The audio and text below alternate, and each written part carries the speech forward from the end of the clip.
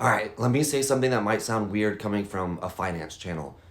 You can be good with money, you can budget, you can save, and you can avoid debt and still never actually build real wealth.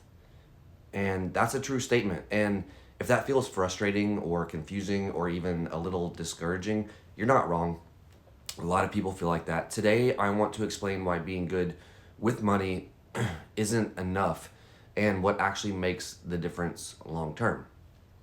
Before anyone clicks off this video thinking that this is just another invest harder video, it's not, I promise you. This is about mindset first. Or just having a discussion while I'm here in my hotel room on a trip. Quick thing, real fast before we get into this though. This is just educational. I'm not a financial advisor. It's not financial advice. I'm just sharing what I've learned from my own journey and my own mistakes. Most people who are good with money are actually just really disciplined people in their lives. They pay their bills on time. They don't carry credit card balances. They have an emergency fund stashed away for home repairs or rainy day expenses. They track their expenses monthly. And honestly, that already puts you ahead of most people because you're financially responsible. But here's the problem with that: being good with money mostly means you're good at not losing money, right? It doesn't automatically mean that your money is growing. And that's the key factor here. This is where a lot of people quietly get stuck for years or honestly, even decades. And here's why this happens. We'll talk about it. Budgeting and saving, they feel safe, right? They feel responsible. They feel like progress because they're controllable. You can see your bank account, you know nothing bad is happening, you feel safe. That's a good thing though still. But safety and growth are not the same thing. They're not even close. Money sitting still doesn't just pause. It slowly loses to inflation. It loses its purchasing power. So even when you're doing everything right, it can feel like you're running in place, right? And nobody really talks about that part. Most people just think I need to save money and I'm good, when in fact that's not the case. Because if being good with money made people wealthy, most people that we know would already be there. The shift that changes everything is when you stop thinking only defensively and you start thinking offensively. So defense is, we'll say, budgeting, saving, avoiding bad decisions. Offense is investing, increasing income, and letting time do the heavy lifting on all of those assets. You need both. But defense alone, it has a ceiling, right? Wealth isn't built by avoiding risk forever. It's built by understanding risk, managing that risk, and giving your money time to compound and grow.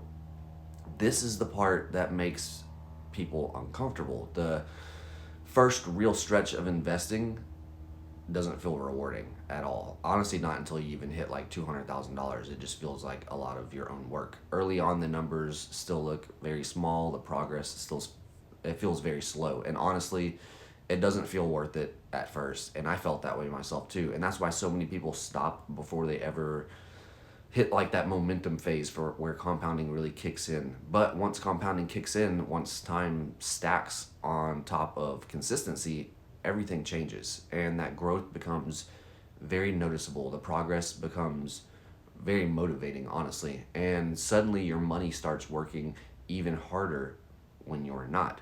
And this is the end goal right here, to build wealth, right? For me personally, nothing changed when I tried to budget harder or save more aggressively. What changed was when I started thinking longer term. I started looking at things from a 20 to 30 year perspective. I realized I couldn't cut my way to wealth. I had to build it, right? There was only so many things I could cut out of my life before I wasn't happy anymore.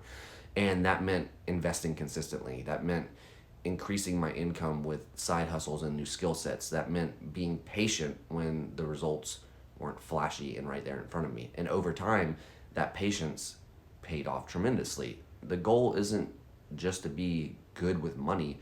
The goal is to make money work for you. And that's where you want to be in retirement and later on in your life. Being responsible is just step one, but responsibility alone doesn't create financial freedom. Wealth comes from systems that you've built and put in place, from time, from ownership, from consistency, even when it might be boring to you.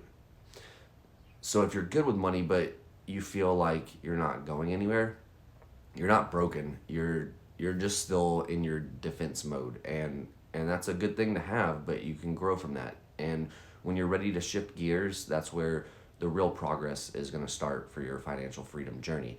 If you want to learn how regular people build wealth over time and not overnight, hit the subscribe button here. This channel is all about real money moves, real progress, and real patience coming from a guy who works a 9 to 5 and has multiple side hustles. I'm showing you guys how I'm going to reach $1 million liquid invested by just being an average person like all of you. I'll see you in the next one.